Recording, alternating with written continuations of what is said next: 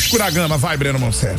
Vamos lá, no Vasco faltavam 36 milhões de reais do aporte da 777 que entraram ontem na conta do clube. Então o valor do aporte para 2023 está completo. Se a gente levar em consideração a correção monetária, foram 126 milhões de reais.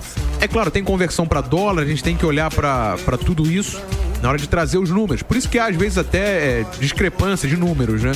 Mas fica nessa casa aí de 126 milhões. Com isso, o Vasco pode pagar as dívidas com as contratações do Léo Jardim, do Capasso, do Pumito e do Jair. E buscar tirar o transfer ban que tá na FIFA. O Vasco tá punido pela FIFA por conta de dívidas, com a CBF também. Então agora, com essa grana completa para 2023, o Vasco pode fazer esse acordo aí, tirar essa punição. Sobre a arbitragem, o Wilson Luiz Seneme, que é chefe de arbitragem da CBF, deu razão ao Vasco na marcação do pênalti a favor do São Paulo.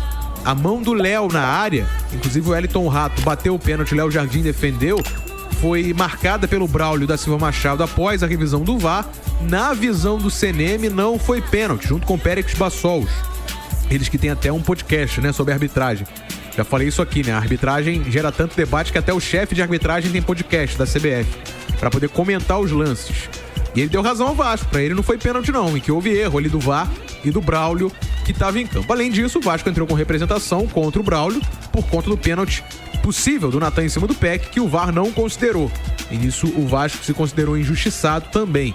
Até saiu o áudio da revisão do VAR no pênalti do São Paulo, e inclusive o Braulio é levado a marcar o pênalti, né? Depois que o Léo possivelmente toca na bola, ele toca na bola, mas até a palavra que o Seneme usa, as palavras que o Seneme usa, é que não tinha pra onde ele botar o braço. Ele tava tirando o braço pra trás, fazendo um movimento no sentido horário pra tentar tirar o braço, mas ele acaba batendo com o braço na bola e o pênalti é marcado. Mas o Seneme deu razão ao Vasco. Inclusive, já não é a primeira vez. O Vasco vem entrando seguidamente com representações na CBF por conta de erros de arbitragem nesse Brasileirão. Portanto, é isso. Essas as informações. Hoje, é claro, mais um dia de treinos. O Vasco na data FIFA. Só volta a campo no meio da semana que vem, meu parceiro Bruno Cantarelli. O Gabriel Farias. Cara, teve uma informação que me pegou de surpresa, que foi a comissão de arbitragem admitindo que aconteceu um erro na marcação daquela penalidade a favor do São Paulo. Acabou, né, não entrando.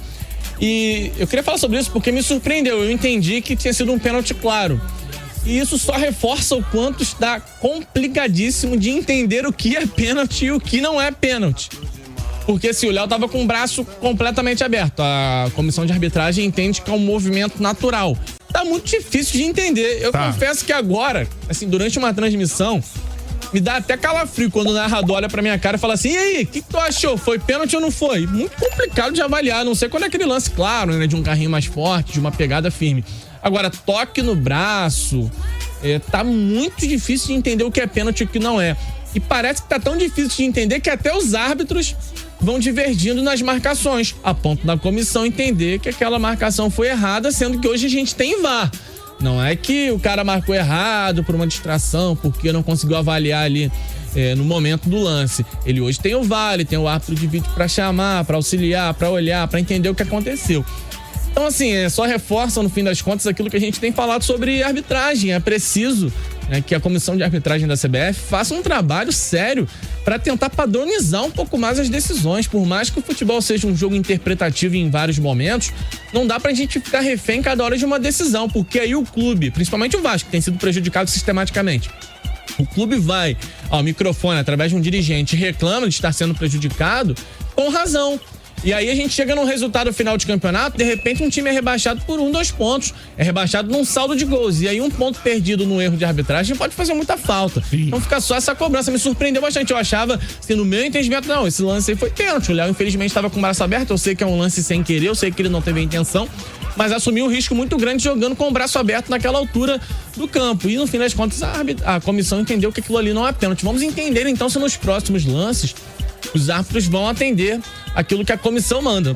Chamar Breno Monsef para falar do Vascão da Gama. Ei, Breno. Vamos lá, sobre grana.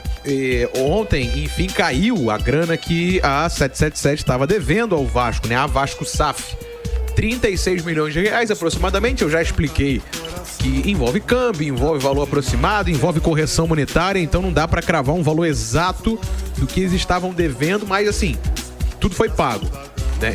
Entraram ontem, então o valor está completo para esse ano. Com isso, o Vasco quitando as dívidas que tem com contratações desse ano e buscando tirar a punição que tem na CBF e também na FIFA, o famoso transfer ban, né?